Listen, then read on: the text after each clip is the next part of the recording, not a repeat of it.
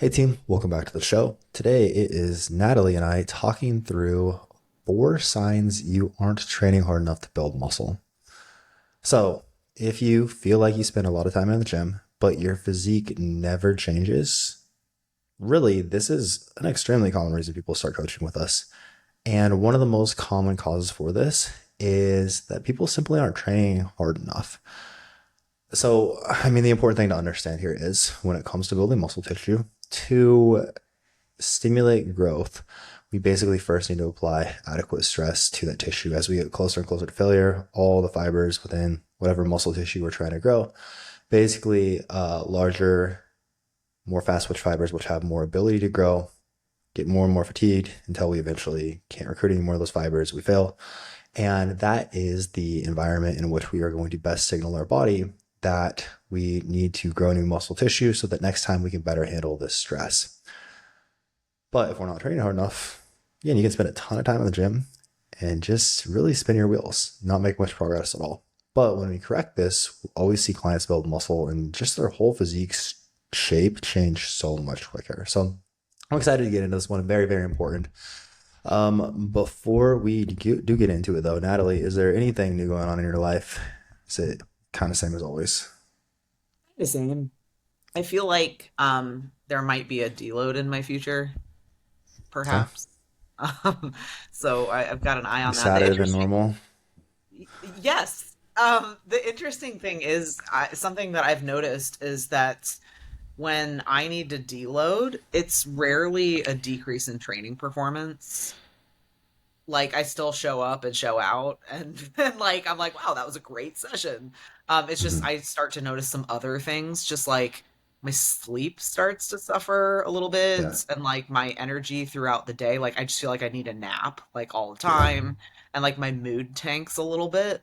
And then I just, and I start getting into the whole like, oh my gosh, do I not enjoy training? And it's like it's so funny because it like Spiral. I know, and then I'll take a couple days off, and it's all better. It's like, oh, yep, that was that. But it's taken a long time for me to really kind of lock into those patterns. Yeah. And I know, like, I will always like bring them up to you and Andrea, because again, I start to get into that like maybe I'm just not cut out for this, or something. It's like, do you just need a deload? Oh, yeah, probably. So I kind of and like I have some joints that are starting to like bark a little bit. It's nothing. It's nothing. That's such it's a funny way to put that for some reason. it's nothing major at all. Just like little things. But like I said, like training performance is still like very good, and I'm still able to push really hard. But I think I have always kind of had a capacity for like pushing past like what I probably should be doing kind of thing. Hmm. So it's all part of learning and growth, but we'll see. I'm like hanging on by a thread, and I'm gonna try to make it to my check-in on Monday and see what the big man says. The joints are barking though. They are. I love when people say my dogs are barking when they're I do too. I talking about their recently feet. said that Always to cracks me to up. someone, and I think maybe that's why it's so fresh in my mind. Always funny. Always funny. Okay. Well, I am glad that you at least understand life isn't spiraling, but we might just need to deload. It's always a good thing to be able to differentiate. Um, Outside of that, not a whole lot else going on.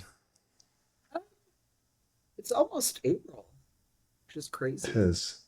Not honestly, no, nothing. No trips planned, nothing like nothing coming up, not at all. So yeah. More calm time. Nothing wrong with that. All right. In that case, then, let's Did get you already do into. updates with Andrea? I never get them. I Because did. you I'm just don't talk sorry. to me.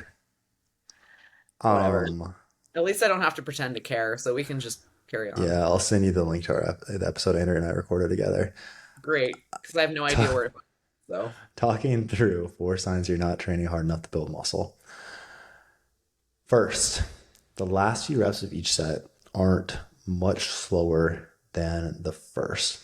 This is one of the biggest things I'm looking for because when we're reviewing videos, of course, like you can't feel whatever the client is feeling. And there are like it's harder to determine how close someone is to failure, but the speed of the bar, the dumbbells, whatever it is, we are looking for those to significantly slow. And not because the person is intentionally just like trying to slow down how quickly they're lifting. Um, but you can tell like, wow, this person is pushing hard, but this last rep or two has slowed down so much. And normally that last rep before failure will be like 3 to 5 seconds, where like a one RIR, it'll be like a very, very slow, grindy rep, typically for like a more lengthened bias movement.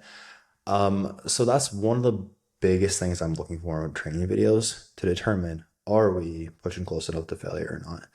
And like a lot of times you'll see training videos where it's like, hey, the person's face kind of looks like they're in pain, but it's like there wasn't any drop off in speed there at all. So okay, we for sure probably had quite a bit more in the tank there. Anything to add? Laughing at like the thought of someone like artificially like slowing down just to trick you so you won't like so I we wish I won't come wouldn't have back said and that say now. like yeah. No, we're looking for those like grindy reps, obviously with form intact, like not looking for you to like, shift your hips in a weird way or do something weird like that, but it just like involuntarily slows down. Absolutely. We're out here grinding like DJ Khaled. Um, I don't know if I remember that was actually DJ Khaled a song or not. But anyways, anything else to add on that before we move on?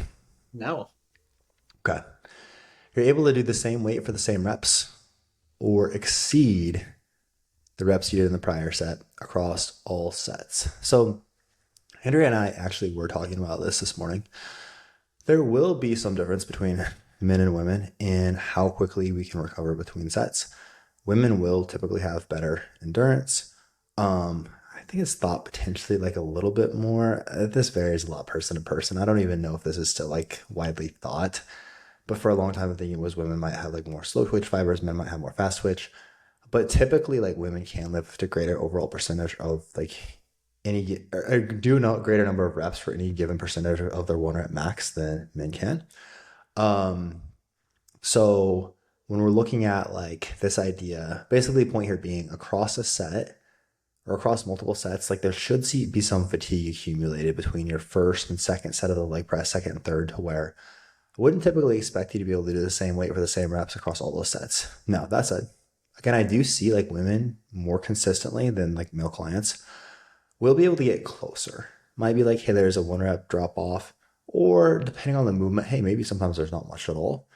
But especially for like really difficult lower body really like I would say most of our compound length and bias movements, this is where if we're seeing the same weight for same reps across all sets, I'm really questioning like, hey, are we truly pushing to our target here? But especially if I'm seeing like, okay, first set we did 10 reps with 135, second set we did 12, third set we did 14. We absolutely weren't. Like there I can very confidently say like, hey, I want to see what our training like videos of this, because I don't think we're actually hitting our targets here. Because it shouldn't be, okay, maybe we can remove fatigue faster, but we shouldn't be like getting stronger and like less fatigued across our training sets. Kind of crazy situation. So typically that tells us like, again, if the first set was supposed to be at one RIR, because all will typically be at the same RIR target. First set was supposed to be one rep in the tank and we did 10. Third set we did 14.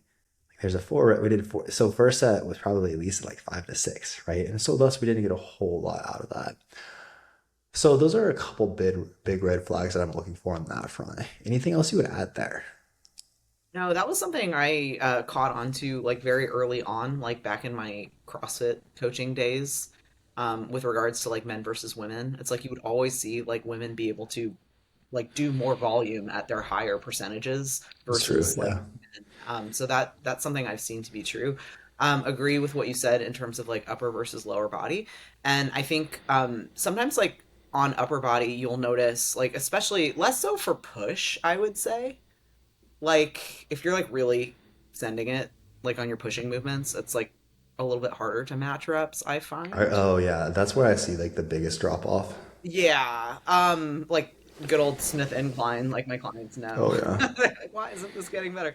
Um, but like pulling movements, I think there are just so many shades of gray, in terms of like you might think that you're matching reps, but like, did your elbow actually make it back Yeah. as exactly as far as the rep before? So it's like, I feel like I got 8 reps, but like, actually the second set was like 7.85, if you were being Right. really technical Right. about it. I noticed this a lot with myself.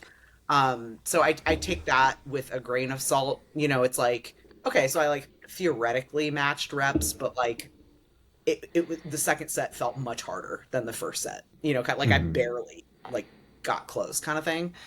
Um, Yeah. Something I've noticed. Yeah. No, definitely pushing movements I think seem to be the big one that take the biggest hit.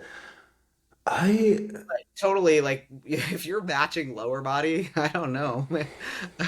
I can't imagine like truly sending it that first set and then doing it again. and I think like from your own like when you are auditing your own performance, outside of like subjectively how hard does this feel? Hmm. Is the rep slower? Like this is one of the most important things you can pay attention to as well. Hmm. Next, Right, you're like able that set of 8 reps look exactly like this set of 8 reps if you film right. them. Exactly. Yeah. Or even just looking at your logbook, is it like, am I doing the same weight for the same reps across all sets? Like when I worked in the gym, I remember there was a dude who Monday, Wednesday, Friday would always come in, do 3 sets of 10, bench press 135. Those for multiple years, just over and over. And it's like, I wonder if we're getting anywhere with this. Yeah, sometimes I also like to double check, like, hey, are you taking your feeder sets? Like, are you doing a proper warm up here? Because sometimes it kind of like when you see those reps like getting higher throughout the Mhm. sets, it's kind of like, are we like warming up throughout our working sets kind of thing? Like, Yeah. we're kind of like, are we actually using our working sets as warm up sets? And so then that last set, we're finally kind of like getting somewhere. But that's something that we can usually nip in the bud fairly soon. I see that a Mhm. lot with people transitioning from things like a strength training program or like CrossFit mentality or something, where it's like they have that mentality where they're constantly like working towards something throughout Yeah, I've it. noticed that. And I've wondered where that comes from because I have never like really been in a program where that's a thing, but I've noticed it's like I'm working up to the last set being a hard set. Yeah, I think it kind of comes from that again, like in like when you are strength training or even like basic powerlifting, right? What you're ultimately trying to do is get to a 1 RM of like bench, squat, That's deadlift, true. right? So it's like you're or even like, 5x5 back squat. It's like the mentality is like I'm constantly like just pushing towards a higher number kind of thing. Yeah. And like I don't want to like there is kind of an extent of like not wanting to quote waste it. Like I don't want to like blow it in the first like couple sets and then just tank in that third set. But that's it's not exactly what we're going for here. Yeah, I think it's just understanding the goal where the goal for more performance driven sports, that's very understandable. And we audit performance closely. But the goal when I was talking hypertrophy is almost the opposite, where I mean, we're not chasing like you being tired for the sake of you being tired or the tissue being fatigued for the sake of fatigue. But if we're again like applying tension properly, we're pushing hard enough, we're stimulating the growth we want, we should typically like be actually seeing some fatigue set in. So again, it's just understanding like the goal there being different and that like performance in like you lift the most reps every set where like there's no drop off, it's not the goal here. Um, especially like yeah, I don't know if I have anything else either actually. So final point. You can do 5+ sets of a compound Your movement. penultimate point. What's that? Penultimate point. We have four. Oh shit. That I did not know. What does penultimate mean? The one prior to the final one? Correct. Interesting. Okay. This is my penultimate point. Um, you can do 5+ sets of a compound movement. If you're applying these first two concepts, the last few reps of each set are considerably slower than the first few. We are seeing rep drop off between sets. Doing 5+ sets of the most compound movements should just leave you absolutely wrecked. So like if you can do 5+ sets of a split squat for weeks on end, we're probably not training hard enough, or you are just like an absolute freak. Um, Again, when we're training hard enough and well enough, it's very, very common. When we're talking about volume, like we're always helping clients dial in their ideal volume, which will be individual. But most people, 2 to 3 sets of most compound lengthen challenge movements will be plenty. And then like the movements we select in the training day, like, hey, are we doing a hack squat to make this more quad bias? Are we doing like a more glute bias Smith machine squat, for example? Or are more short bias movements like, hey, we're doing 4 sets of your glute bridge or adding in more short bias glute movements here. Typically that's where there's more variability where it's pretty rare I ever see like a need to take someone past 3 sets on most of their compound movements. Would you agree with that? Yes, I think if I had sense in compound, I would do It's funny to think about because I used to like, and just like, I thought I was training hard at the time, but I used to do like 5, 6 sets, almost everything. I remember there was a long time I was super into 8x8, but like 8x8 with 2 to 3 minutes rest. Um, but I didn't actually think about like how close to failure I was getting or anything of the sort. I was all just like thinking about like the pump and mind muscle connection was very much what I was focused on, and definitely not as effective for muscle growth. But again, if we're truly pushing hard enough, there should typically not be a whole lot of will. Like even the will to like want to do 5 sets will typically be missing it. It should feel pretty brutal, and it shouldn't be something that we can recover from many weeks on end. For many weeks on end. like a lot of Anything. most of my compounds, like especially lower body, I'm just doing like 2 sets. And I have Mhm. a couple things where I have to do three, and that third set is like soul sucking. Pretty It's brutal. like I feel like mentally you can kind of get it up for 2 sets, and then when the third comes around, it's like, oh God, like and so then therefore the thought of doing 4 or 5 is like it's a hard pass for me. And there are like, I have instances where maybe this client doesn't have a whole lot of good lower body equipment options. Hmm. Their leg press is really solid for them at their gym. Maybe actually, rather than me doing like programming, like, I don't know, that and like a split squat variation, I'm just programming like more sets of the leg press. And really, they're just doing that one compound movement, but more sets per that training day. Occasionally, we might get up to like 3 to 4, but typically, yeah, like we're pushing hard enough. Hanging out right around 2 is a really good place to be for a lot of people, especially like lower body compounds. Cool. All right, point number 4. You aren't making poop faces while you're lifting. So, I mean, if anybody, dude, you and I both have terrible training faces. I sent one to my coach the other day where I was doing a shoulder press and like it looks just so stupid. I don't think about it as much as I used to. I remember when I was sending it to Brandon and Cruz, I was like, I'm no. sure he sees it all. WhatsApp, when they send over a WhatsApp, I like it that like we use Telegram. For some reason it maintains the video quality more, but when it sends over WhatsApp, it really like deteriorates the quality, so you can't Yeah, see like that. Um, thank God. but I was like looking, my eyes were like rolled up in my head. It was just so weird. But really, you can typically look at people's facial expressions, and it shouldn't be like a when somebody has like voluntary control over their face, basically, and just looks very composed. Most people don't look like that when we're pushing very close to failure, especially on a more difficult movement. Unless you're like in the mirror for like a lateral raise, but we're talking about like compound movements. Like if we're pushing our hack squat or our leg press close to fail, we can't typically apply that amount of effort we want and even be focused on like what does my face look like. And honestly, for most like 99% of us, if we're not focused on it, it's gonna do something stupid while we're lifting that much weight. And that's okay. Like so many clients will be like, I'm so sorry, like this my lifting face here is terrible. It's like, oh dude, that's a good sign we're actually training hard. Anything to add there? My face turns bright red, and I'm not holding my breath, Same. but like Yeah. I get really red. I think it's because we're both so pale. Um, It's a and problem with like being pasty. my dentist keeps trying to push like a mouth guard on me. She Yeah. says I'm like clenching. Um, and then like involuntary like farm animal barnyard noises are another good one. Um, I mean, I just like crank Mm. basically, yeah, just like that. But Was that not a pretty good cow noise though? I need to hear it again. Mm. I feel like it's pretty good. I could I call some cows in here. pretty good. Um, but like I crank my music up really high so I don't have to hear myself, but it's definitely like those primal screams are there. And it can be easy to be self-conscious. I mean, at least with your face, you hope that no one's looking, right? But it's like Mhm. with any noises, you hope that everyone has like headphones in because it's so bad. But like, whatever, whatever gets the job done. Don't be self-conscious. Like, be that Nothing wrong with person. some power grunts. Yeah. Yeah. But also, like, so many of these things, it's involuntary. So Yeah. don't try to trick us. Just gonna get videos of clients just screaming. I'm just about a show for like my next video.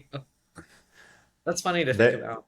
there's one dude in our gym who, whenever I'm there early in the mornings, he's there, and dude does just every set, just straight up screams. Where not like he yells, I should say, but it's like a legitimately yell, and that's like, damn, this might be a little bit overplayed with how aggressive this is, but I my do guy's feel just got like a lot of testosterone.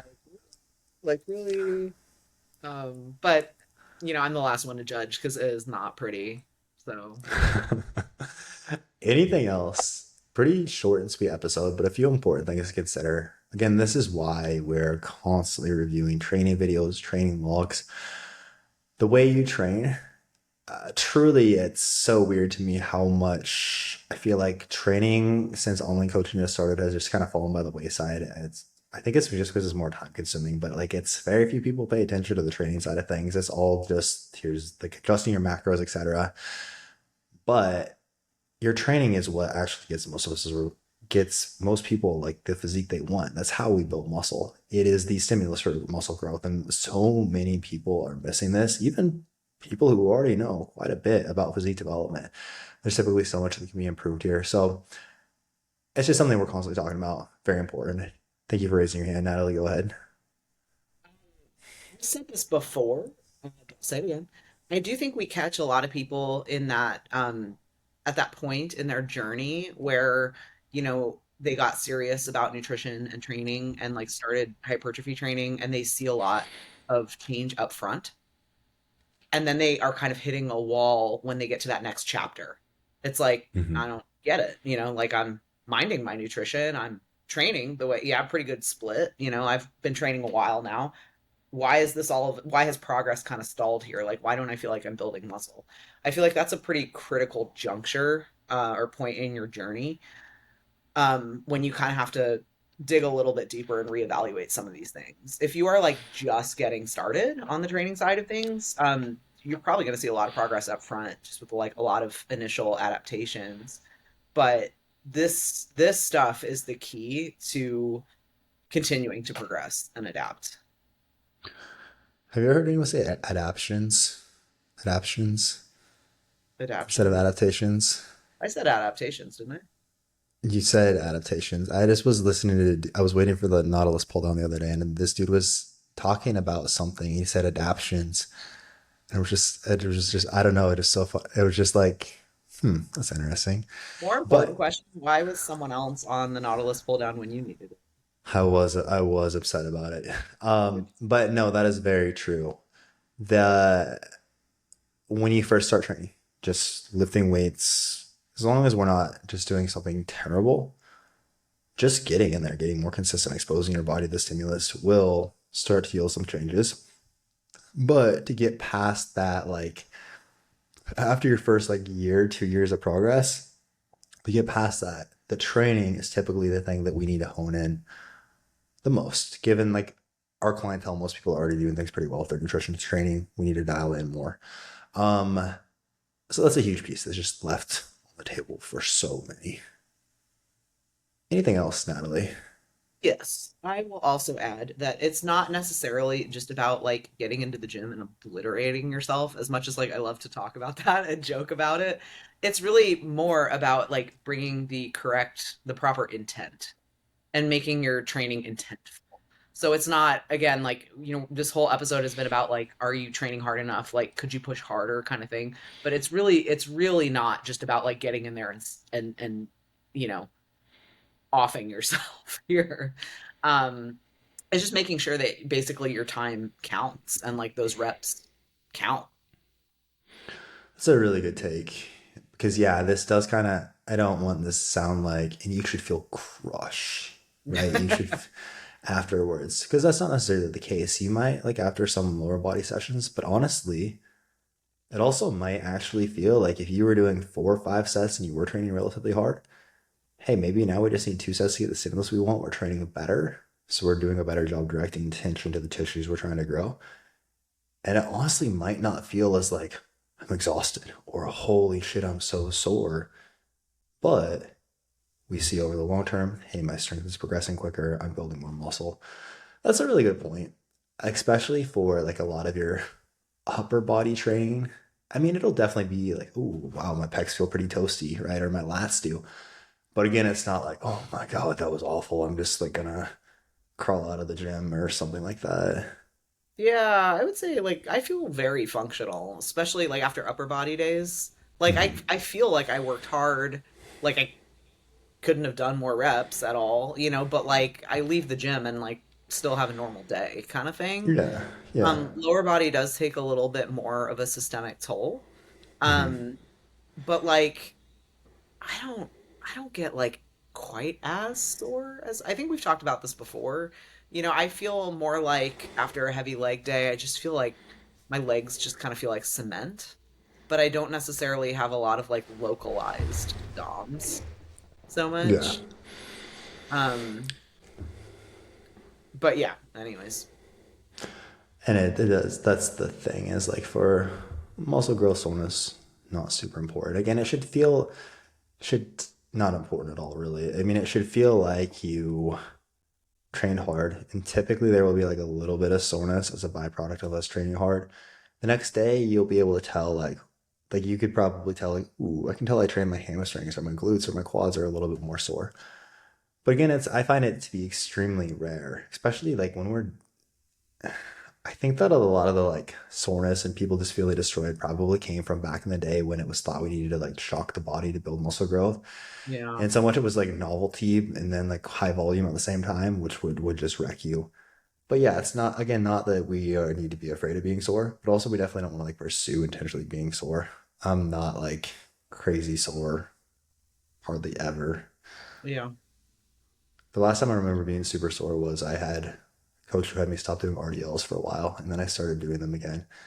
And But that anytime makes I have, yeah, because there's a lot of stretch under load, or anytime I have removed split squats from my program and added them back in, always fucks me up. That's honestly probably the worst. That's when, honestly, that's probably the worst soreness of experience is like your glutes will be so sore. You just like, can't, that really, really is pretty rough for a couple days. my thing now is like my adductors are sore every Sunday. Like for like 48 hours. I'm just Hmm. like, am I like adductor dominant? I mean, my physique would say otherwise, but like I wish it was. But it's just Adductors are it's just dope, so dude. funny to me. I always tell Nick Ridpath, I'm like, they're still sore. He's like, dude, what are you doing? I'm like, I don't know. They're just really weak, I guess. You guys don't know what that's It's weird. from. Huh? You don't have any idea what that's from. Okay, well, I do direct adductor work. Okay, well, that, okay, I Oh, thought this was like a, yeah, no, I'm okay, just got saying it. they're sore. No, it's just funny to me that at like out of every single muscle group, like that's the one that's like the most consistently sore. Adductors, I think, are very easy to stretch or like get a lot of load under stretch. I mean, you think of like your leg presses. Hmm. Like, is it normally after, like, do you do a leg press that day as well?